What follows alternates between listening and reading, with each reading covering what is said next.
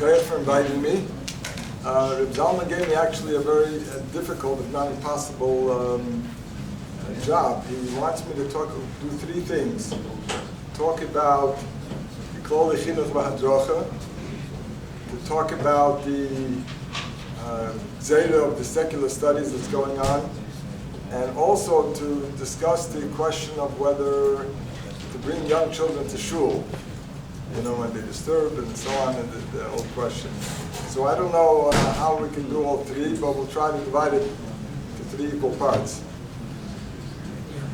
I'll start with Klolei Chinuch vehadracha. This sefer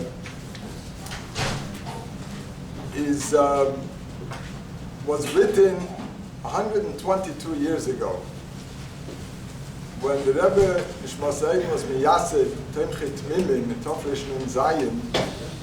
So he gave the Frierdiker Rebbe, whom he appointed as Menal Poel of the yeshiva, he gave him certain guidelines of chinuch, maybe some of the Frierdiker Rebbe's own, I'm not sure. The Frierdiker Rebbe wrote them down, and it's printed in the back of Sefer HaMaimorim, not Sefer Sicha, Sefer HaMaimorim Tovshin Gimel. It's printed in the back as an appendix, sort of. And it's amazing, really, some of the ideas, I'll mention a few, that the Rebbe discusses. When I say the Rebbe in this discussion tonight, I mean the Frierdiker Rebbe. Some of the ideas that the Rebbe discusses it would seem to be modern ideas, things people didn't talk about 100 years ago, people didn't think about. And it's really very important for every mechanech and for every parent who's mechanech his own children to learn that the Klolei Chinuch vehadracha more than one time, or from time to time to remember it. The beginning of it throws you off. The first few prakim are very difficult. It sounds like a difficult Maimar Chassidus. So you learn a little and you put it down. But don't do that. Go on to Perik Dalet Hey Vav till the end. It's really very practical ideas of how to be mechanech and how not to be mechanech children. Very, very practical, and it's very important, I think, and helpful to go over it a lot of times. The Rebbe calls it Klolei Chinuch vehadracha, and he begins with a distinction between Hayrah, which is teaching, and Chinuch vehadracha. What is the difference? In Hayrah, you're teaching a subject. You're teaching Chumash, you're teaching Gemara, you're teaching social studies, whatever you're teaching. Either you will be matzliach, and the child will know what you taught, or you're not matzliach, and he doesn't know it. That's the two options. Chinuch vehadracha is totally different. When you're trying to be madrich a talmid, to improve on his midos and his values, it's not a suffix if you'll be matzliach. You're definitely matzliach, but not necessarily in the right way. If you do it correctly, you're matzliach in a good way, in the right way, in a positive way.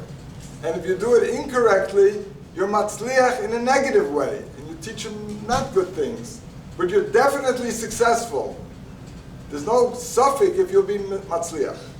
So that's why it's very important, the Rebbe says, to understand the guidelines, the klolim of Chinuch vehadracha. Not of Hayrah, of teaching a subject, but of Chinuch vehadracha. So I'm going to discuss several other points. It's a long mimer. It's called a mimer, actually. And I'll discuss several of them just to give us a taste of it, because we can't do very much in 20 minutes. We have the other two topics. One of them is, about 60 years ago in America, psychologists and educators, Goyish ones, became interested in the idea of self-esteem. And since then in America, everybody talks about self-esteem and self-confidence and how important it is. Nobody talked about it before 60 years ago. The Frierdiker Rebbe talked about it 122 years ago. The Frierdiker Rebbe calls it ha'amona ba'atzmai. Believe in yourself. Self-confidence is a very close choice of words we use today, or in Hebrew, bitachon atzmi. And the Rebbe explains that even though self-esteem borders on gaiva and yeshus, we'll talk about that a little bit more in a moment. So l'chayre, it's something that Chassidim should avoid. I believe in myself, me, I'm able, I'm capable. But the Rebbe says that if a child does not have ha'amana ba'atzmai, he will never succeed.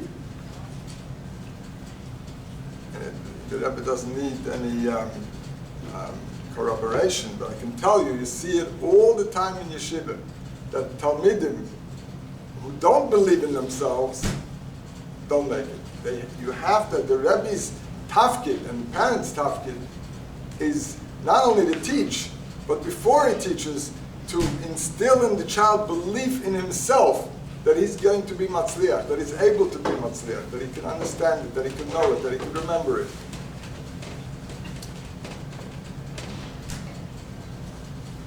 In general, there's those, the Rebbe doesn't talk about this in Kuda, but there are those who question what is the difference. It's important to mention it, between self-esteem and gaiva. What is really the difference? Gaiva is treif. I mean, it's the worst thing in Chassidus is yeshus and gaiva.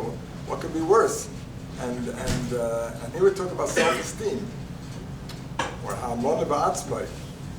But the difference is, I mean, akotza l'akotza. One in mamish, gaiva is basically, I'm great. I'm better than you. I have more than you. I can do better than you.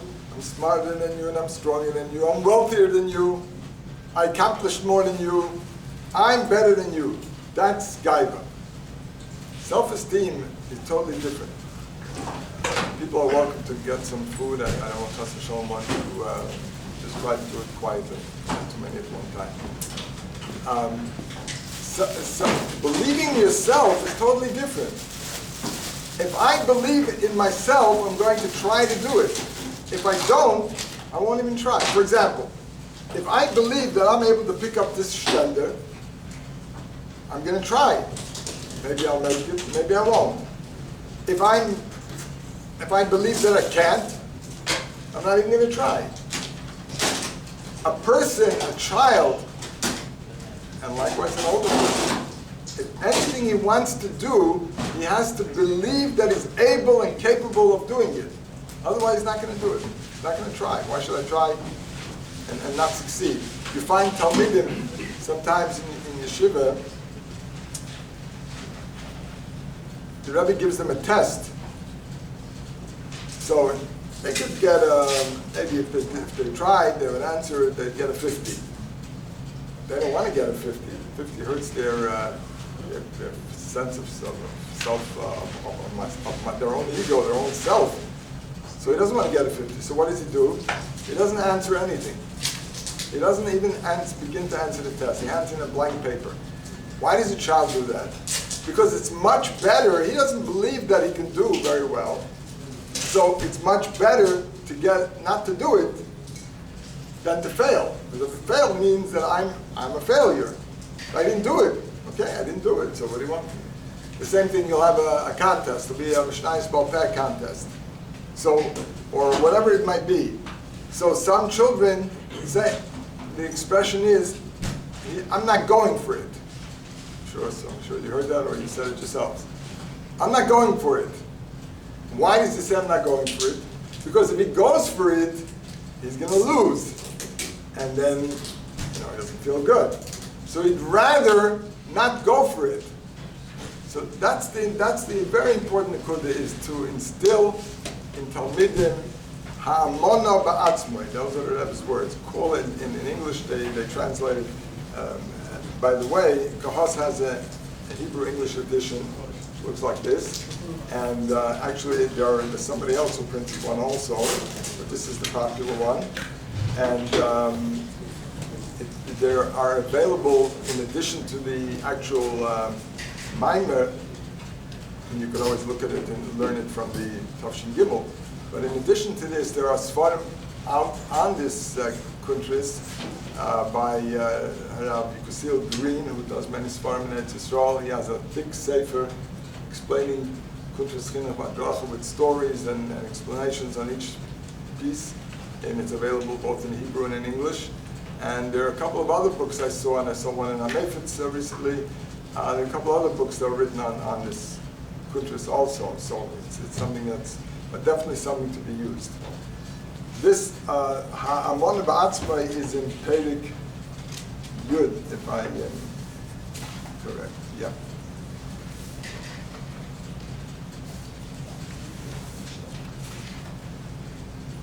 No, it's not.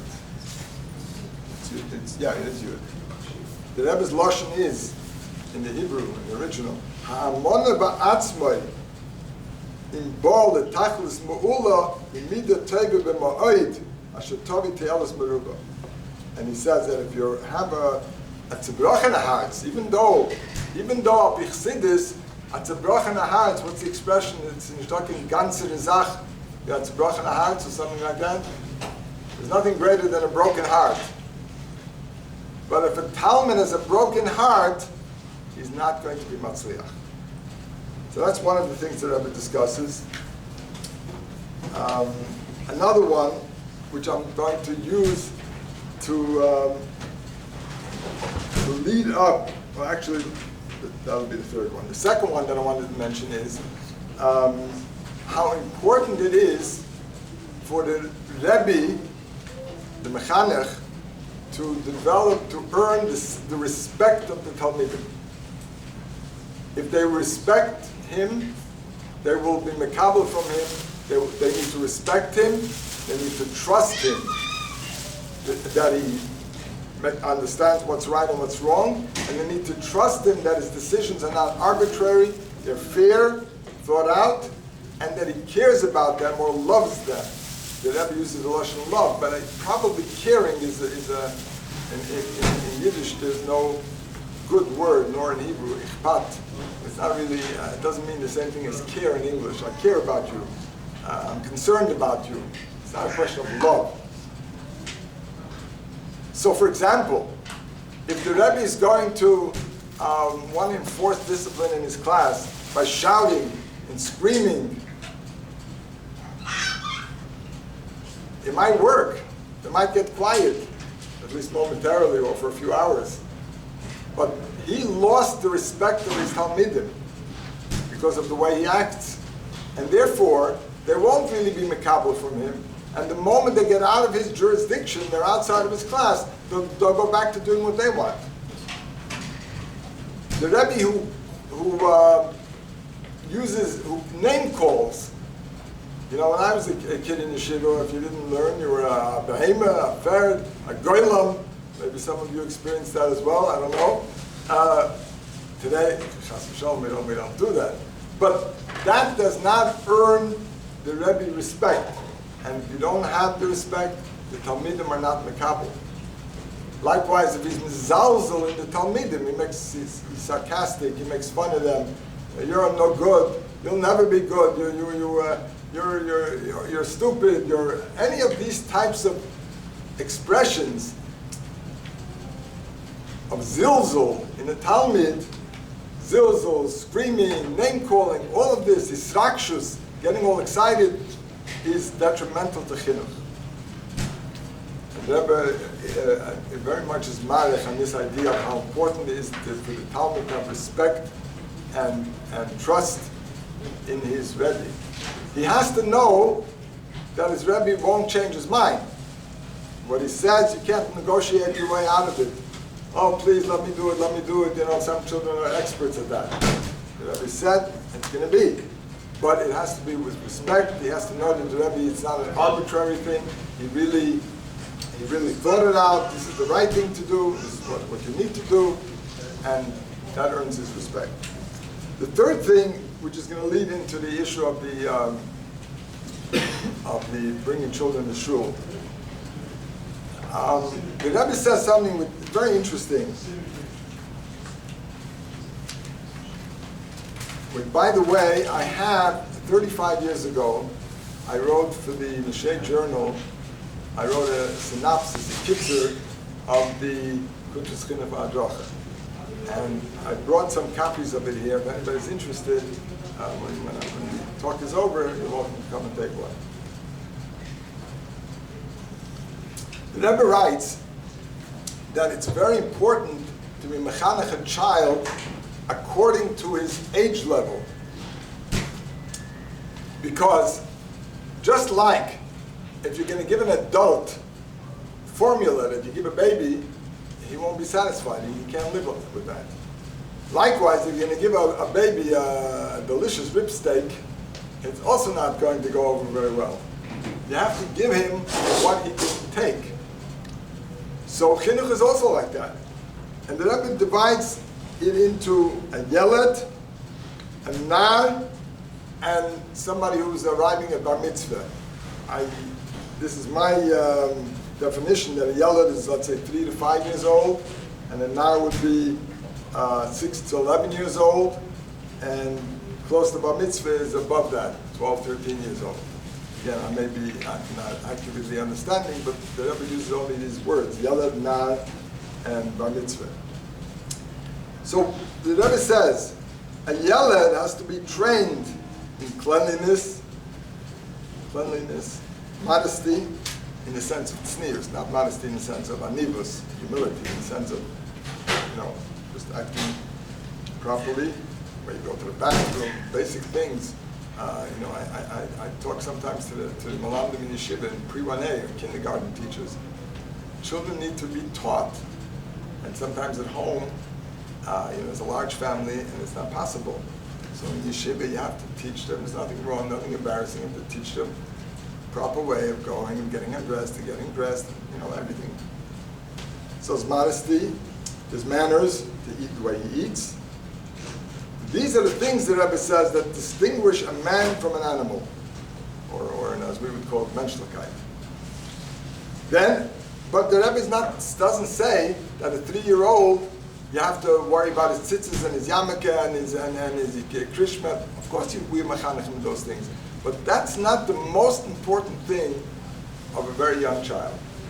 Those things become important when he's a nar, 6 to 11.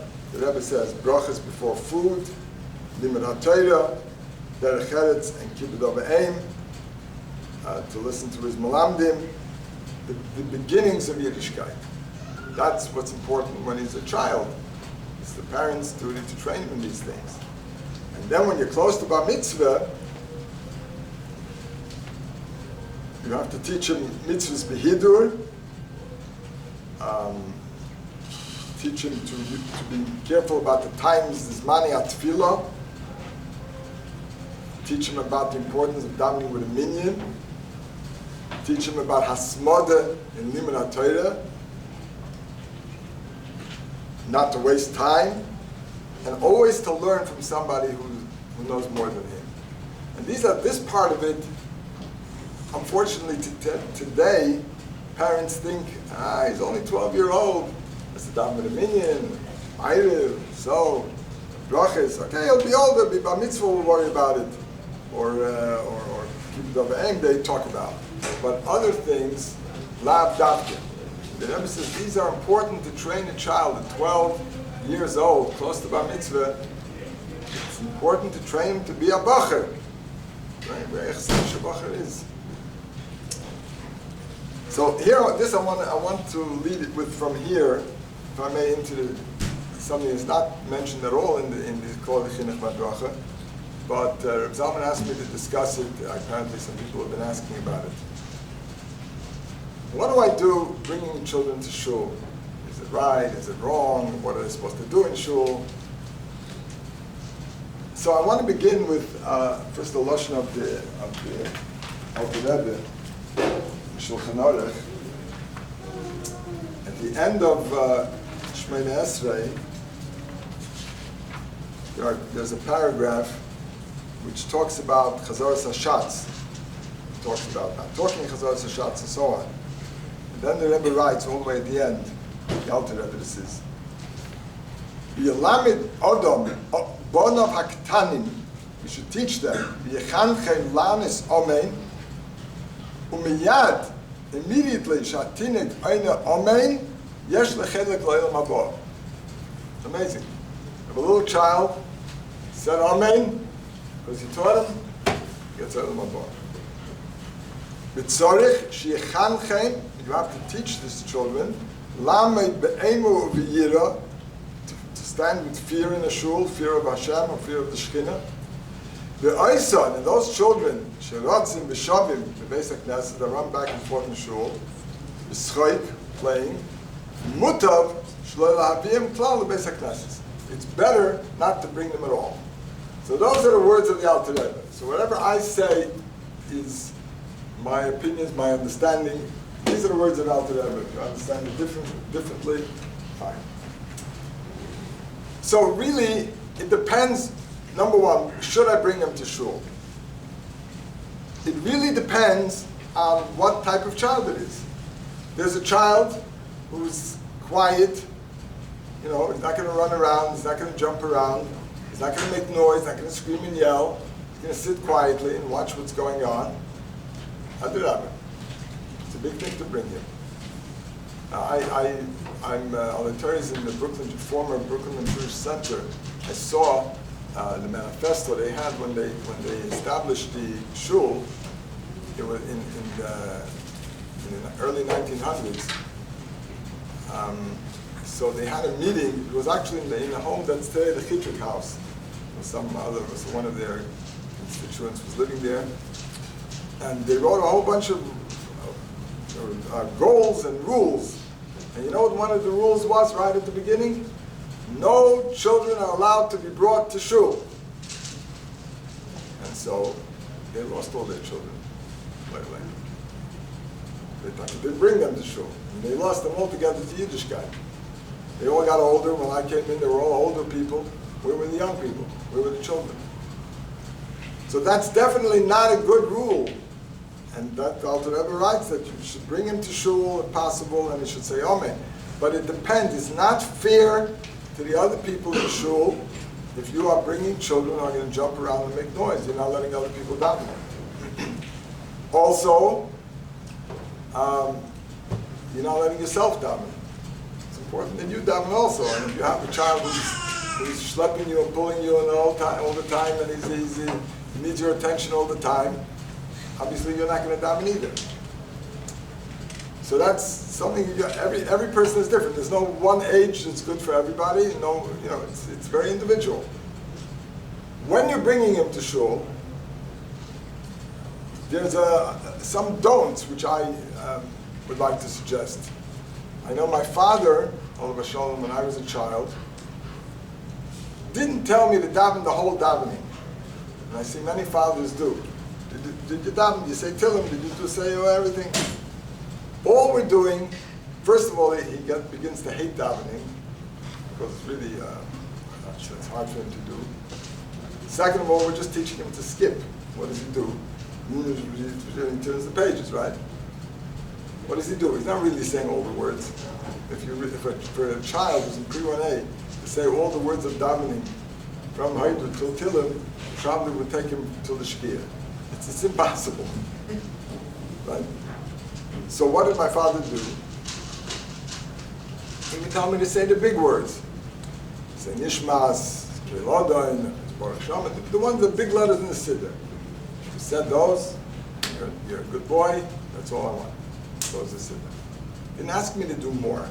If a child wants on his own to read more, Kol HaKavod, let him do so. But you're not asking him to do it. So in this way, he learns to like davening, to respect davening, to enjoy davening. Davening is not a burden. Davening is not a, I remember,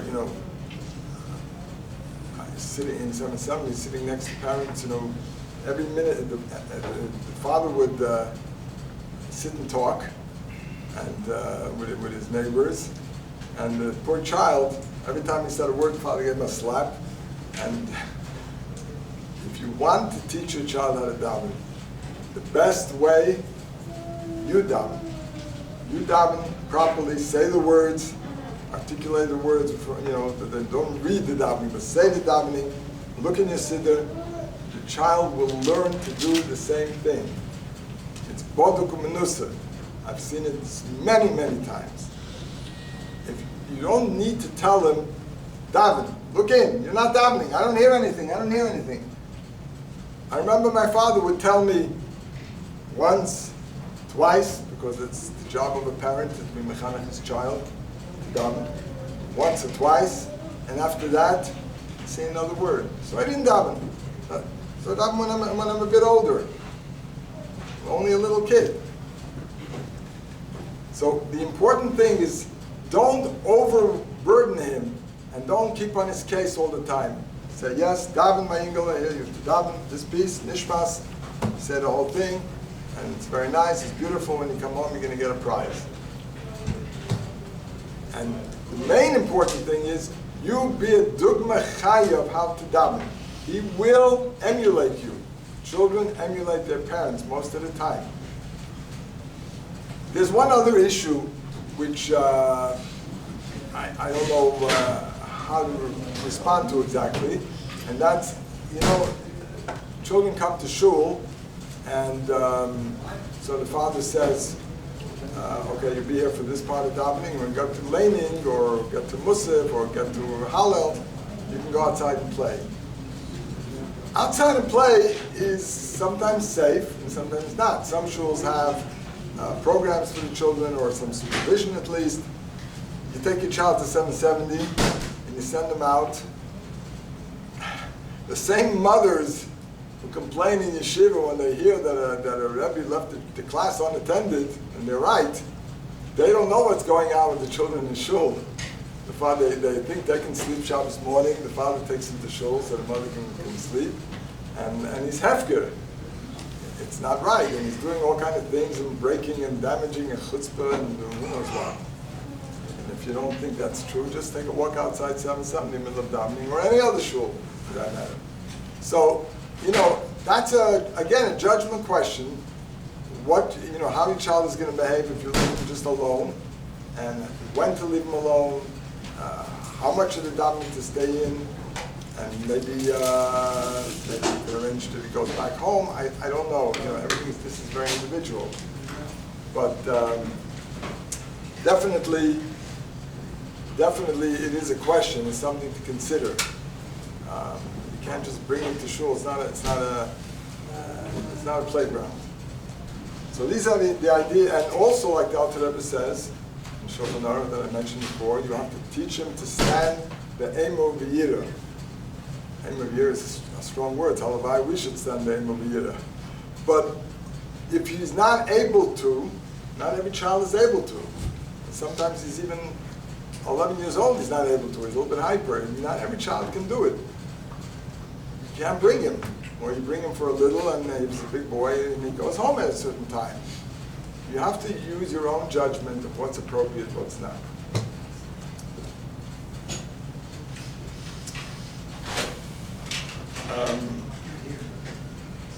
I want to mention another point that the Rabbi talks about in Klolei Chinuch vehadracha.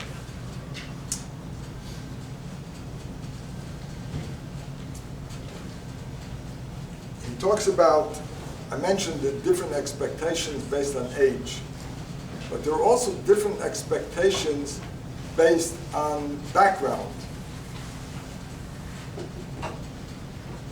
Background of children is very important to know. In some out-of-town schools, they have a custom that the Rebbe, you tell the Rebbe who his Talmidim will be in the coming year, and he visits every house. If you visit the houses, you get an idea of what kind of house this is, what kind of parents, what kind of dynamics there are in that house, what kind of Yerushalayim, and no Yerushalayim. You see where this child is coming from. Is this a wealthy home? Is this an impoverished home? It makes a difference because the child becomes the Rebbe talks a lot about wealth and poverty. A child who comes from a home with a poor home is by nature abyssal tzibrochim. He doesn't have that self-esteem that the one who comes from a wealthy home. A wealthy home feels that he's it. So you have to know your children's background. You have to know, because in order to be mechanech, and we're not talking about the shtikul gemara, and we're not talking about the Rashi, we're talking about teaching him to improve his midas, his yerushamayim, his values. So one child, you can really, every Rebbe has in his class, if he has 25 children, he really has 25 classes, because they're all different. You have to know, this child, I can expect from him more midas, more yerushamayim, more kavanah in davening and benching, more kaveh kibud avim and kveit for his Rabbi, more hasmadi in learning. Another child, you can't. He's just not ready for it because of his background or because of his nature. Just like the Rebbe understands that there's one child in his class who's brilliant and he chaps right away the first time. He knows the Gemara and the Teiz and he has good kashas and he never forgets it. And then there's a child who has to hear it many times till he gets it. And the Teiz is not, for sure not going to understand the Rashi. So the Rebbe understands that his expectations are different. And he says you can have an easier test. You can answer 8 out of 10 questions or whatever arrangements he makes. Likewise, the Rebbe has to understand that the nature of the child is different. One child can sit like the Statue of Liberty and not move for 3 hours, and the other child can sit maybe 3 minutes. So you can't expect the same. You have to be realistic. And also, the Rebbe doesn't talk about this, but today we know that there are also different learning styles. There are those children who learn best by hearing. They hear a shir, they hear the Rebbe, they repeat it. Reading inside is not their strength. Some people, adults as well, they learn better, they read the text. I know when I used to stand by the Rebbe's Fabrengens, which will be Gezeira again to them soon, hearing the Rebbe, sometimes I doze off, unfortunately. And all of a sudden I wake up, what was the Rebbe saying? What was the kasha? I don't know, how can I understand the teretz, but I didn't hear the kasha. I was thinking about something else. I prefer to learn a sikha from a sefer. I learn it, and if I didn't understand it, I can go over it, and if I'm distracted, I can go back to it. Some people like to learn from a text. When they hear it, they don't get it. There are people, who are more visual, people who they're more audio. There are people who only learn by doing it. That's very difficult for Rebbe's in a class. There are Talmidim, and maybe he can never learn the aleph base, but if he takes an aleph and feels the shape, or he creates an aleph and he forms it out of clay or out of something, he's going to get it. There are boys like that, or girls like that. You have to know where his strength lies, and strengthen his strength, and weaken their weaknesses. That's part of our job. There are Talmidim who will only learn if the Rebbe puts a PowerPoint on the blackboard or something, some other. He shows something and that attracts his attention. But otherwise, he can't hold his attention. He can't focus. So everybody's different. Every child is different, and I'm talking about learning. That's Torah already. But likewise, in Midas, the Rebbe emphasizes how important it is to know the background of the child. If you don't know his background, if you don't know what his family is like, in the early years of Klolei Chinuch, when I came in, I pretty much knew every family in Crown Heights. Every set of parents of my Talmidim, I knew them. I knew what everyone was like. Today, you can't say that anymore. It's unidentifiable. We have a large community of people from all different people, different places. I don't know anybody. I look at names and say, who's this? So you don't even know where this child is coming from. How can you approach being mechanikim? So it is very important to focus on that.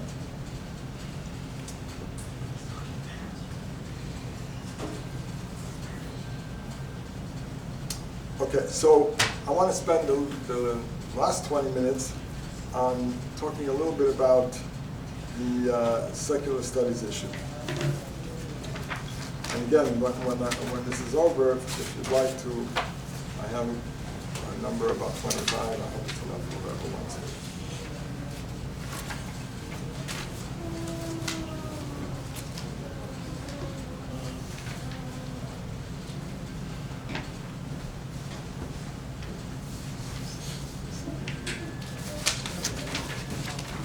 Okay. In order to understand this, we have to have a little bit history, a little bit American history. In the 1800s, a long time ago, there was a gentleman by the name of Blaine, B-L-A-I-N-E. I think he ran for president even, he lost. He was a very important person, very influential. He tried to make an amendment that monies belonging to, coming from the taxes and so on, cannot be used for religion. It fell through. But many states picked up on it. And in New York State, there was a person by the name of, I don't know if I'm pronouncing the name right, Churat. He was the head of he was the president of the New York Constitutional Convention. I'm not quite sure what that is. He was the president of that. At that time, there was a big machlekes between many of the people in the government and the Catholics. The Catholics at that time were being funded federal monies for the education they provided and also for their religious activities. They were getting money from the government. And this guy and many people were anti-Catholic, so they fought it. And they came to a maskana in 1894. In 1894, they came to a maskana that they made a compromise, that they would get, they would not be funded for their religious activities, but they would be funded for their educational activities. And eventually that was also taken away. But at that time, that same time, they also made, this was all anti-Catholic, it was not l'shem education. And they also made a rule that that the Catholic schools have to have substantial equivalency. Those are the key words. Substantial equivalency. Now what they teach in their school has to be equivalent to what all the other children get in the public schools. Substantial equivalency. It was meant to hurt the Catholics. That was the clear purpose of it. And Yidden were not involved at the time. There were in 1894, there were a few Yidden in America, but there wasn't no yeshivas, no chinuch. There was nothing to worry about in terms of. Well, what happened after that?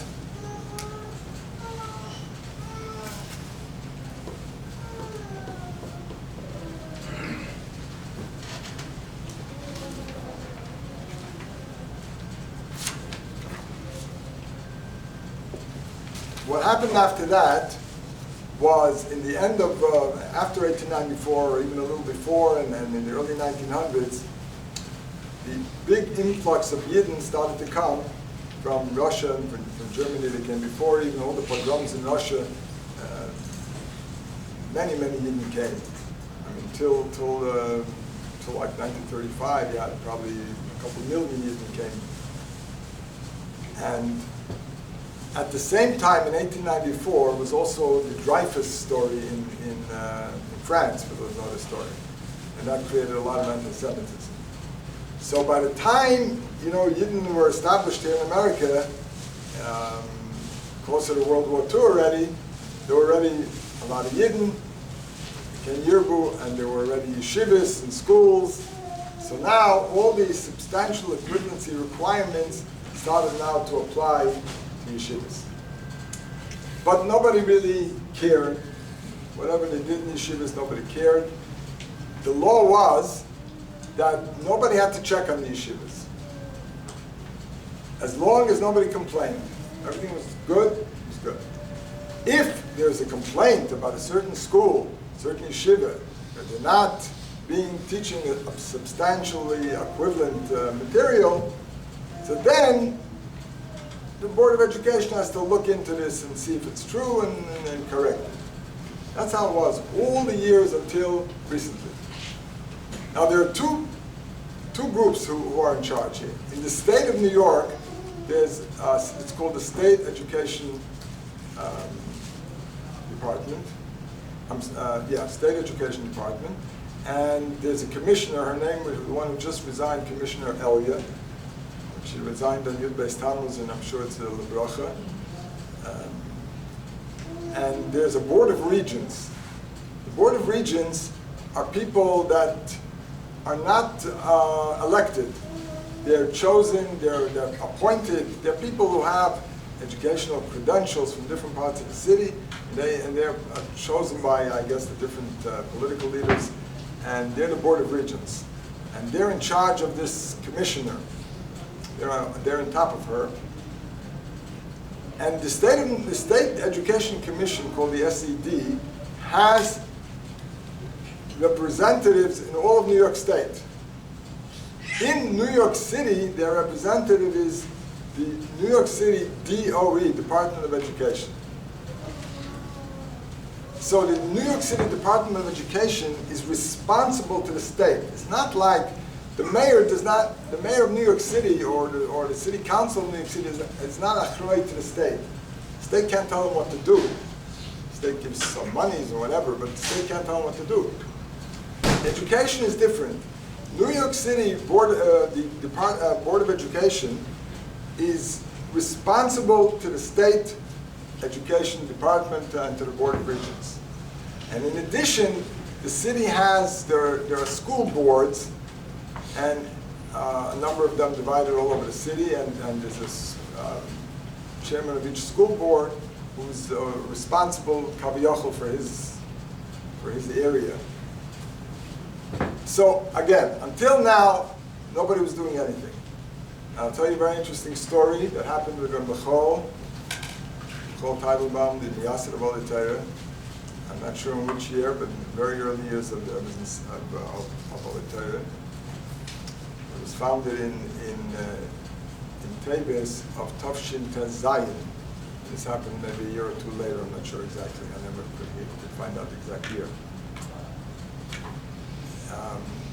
The Michal told the Rebbe that there was an inspector was scheduled to come the next day to see.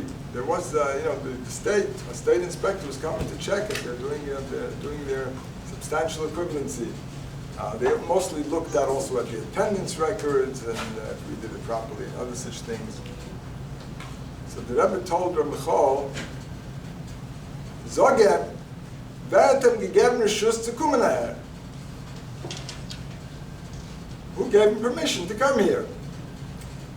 So Michal is a chassid. The next morning when the guy comes, the guy shows up, Michal goes outside and starts shouting at him in his broken English, who told you to come here? The guy got so scared he ran away and he never came back.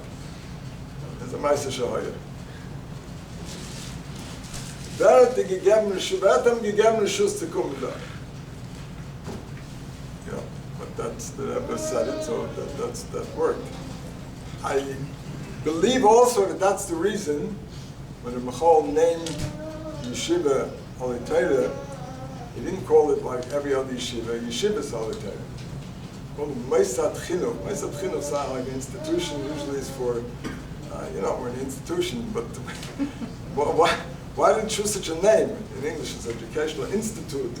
Institutes are, why the Rebbe chose that? Because I believe, and maybe the Rebbe said it, but I'm not sure, I never heard a clear story, but I believe the Rebbe did not want the name of Klolei Chinuch to be listed where they list in the telephone book. All the yeshivas, if you look in the telephone book, they were only telephone books, but it used to be, if all the yeshivas, so Klolei Chinuch wouldn't be there because it's not a yeshiva. It's a Meisat Chinuch. So there's less of a chance that they're going to come inspect and see what's going on. Which Agav, the Michal at one point asked the Rebbe, you know, Klolei Chinuch is a very powerful name. The Michal wanted to call the yeshiva, I think Lustig Rebbe's name, after they made the Hershel all the years in Yitzchak and Eretz Yisrael. And then later on, when the Rebbe gave permission for one, I think in Kfar Chabad, for the shul to be based in Menachem, I think he wanted to name yeshiva or Menachem. And he asked the Rebbe, I don't remember exactly in which case, which time, because these stories are all a little bit nebulous. Then we got very clear. And the Rebbe told him not to, es wird kommende Zeit zu weiten im Namen. So that's why today we feel after Gimel Tammuz, the Zeit is gekommen. That's what the Rebbe meant. Es wird kommende Zeit. Don't change the name now. Wait until the time comes. But anyhow, getting back to this. So there's this organization called the Yafed, run by this guy by the name of Naftali Moster. Huh? Moster. He's Moster is a better name for him. That's Moser also. Moser, yeah. He is really, he grew up as a Chassidish Bacher, as a Belzer Bacher, in Belzer Yeshiva. His family is Belzer Chassidim. Unfortunately, they don't have that much nachas from him. He, as far as we know, is not frum. He's angry that he didn't find the kind of job that he thinks he should have had, or he didn't get the kind of couldn't get into the university that he wanted. He did eventually, because I think he's a lawyer, but he had a hard time. He says that he grew up, he didn't know what a molecule was. So what kind of education did he get? So for a number of years now, so he has an organization called Yafed, it's Young Adults for something, right? And he does not stop putting pressure on the city and on the state and on the courts to do something about the fact that yeshivas are not providing substantial equivalent education.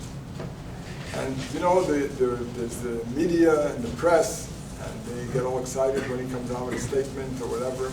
So there's pressure on the mayor, pressure on the Department of Education of New York City, pressure on the state, pressure on all the people. It is a terrible Gezeira. And people say, well, in America, you know, the Constitution gives us the right to religious liberty. We don't have to worry about, nobody can force me to do anything. But it's not so. It isn't so. Because the Constitution offers protection for people, children as well, if there's neglect. If, for example, if a parent chas v'shalom neglects their child, they don't give them food, they don't give them clothing, so they can take the child away. It's my right, it's my child. No, it's not. It's not your right, it's not your child. You have to take care of him. If you don't take care of him, you take him away. Al derech zeh, there's something called educational neglect. If you don't provide your child with any education, so he's not going to be able to grow up and be successful in society, the Constitution protects that child. And there was and you can't claim it's my religion. So my religion is not to give my child food. You can't do that. Certain things you can't do. And the ones who had who tested this were the Amish. Mahabdil, in Pennsylvania, these people, religious people, that they feel that the Olam, the world, is a bad hashpah on their way of life. So they only provide education up to the 8th grade, elementary school. When it comes to high school, the children go to work in the fields. So this was taken to court. A famous case called Yoder against the state, I forgot which state. And the court allowed it. Court allowed it. That's a little bit of our hope. Court allowed it. The court said that, look, first of all, they already went to the 8th grade. They have already basic knowledge they need to know to get around in the world. High school, and because they live such an insulated community, and they stick on their own, and they don't go to doctors, and they don't do anything. So it's understood. It's takastir to their way of life. It's not something that from a Yiddish can say. We're all over the world. We're out there. We can't say that we want to be insulated. We want to live in our own little shell. So our approach is a different one, and that is that we are saying, first of all, we had a visit this year in Kislev time from the Department of Education of New York City, together with the local Board of Education, the local school board it's called. And they were actually very, very impressed. Let them in? Yes. The whole wasn't there to keep him out. I did do a little bit of Michal's of that. I told them, I didn't do it the way Michal did it, I didn't shout at them, but I did tell them that it's inappropriate for them to come to check. I did say, I explained it to them why I thought it was inappropriate. But anyhow, they even visited a number of classrooms and were very, very impressed. Telling them two things. Number one is that all the skills basically that a child needs to grow up is getting through the Limudei Kodesh. And that's the emes. Because in Kodesh, they're learning about the history of the world, and they learn about the geography of the world, what's in Eretz Yisrael, in the 9 days, in the Beis HaMikdash right now, Chabad history, they're learning about Russia, and about, they learn measurements, numbers, tzitzis, they have to know how much it is in the gematria, how you get the gematria of Taryag, and there's so many Rashis that are based on Cheshbon and even Chumash. Even basic things like the Shvatim, there were 12 Shvatim. And Leah said, Hapam Oides Hashem, when she had 4. When she had 4, because 4 Imohis, so her share is 3, right? And she already had 4, it's more than her share. So this is fractions, isn't it? They know that 4 is more than 3 is a quarter. She deserves a quarter. It's a quarter of 12 is 3, and she has already 4. So it's Hapam Hashem. And al derech in throughout all of them with the Kodesh, they really get everything. Plus, I show them that our Talmidim are not on the unemployment lines of New York City. Our Talmidim, probably half of the shluchim, that big picture they take, of 4,000 people there in front of 770, probably half of them are only Torah Talmidim. So our Talmidim are matzliach. They go out, they're successful. Many are in business, many are professionals. Our Talmidim are more often than not successful people. I did a survey of Talmidim who were in the 8th grade from the year 1997, for them I'm using Croatian years, 1997 to 2001, 5 years. Those boys are today between 30 and 35 years old. So they're established in life already. And I took a survey. I also wanted to know, are they frum? Are they chassidish? Do they have a beard? That part, obviously, I'm not showing them. But the part for them is, where do they live? Are they ashliach? Are they working in chinuch or in gem or in JLI or things like that? Or are they in business?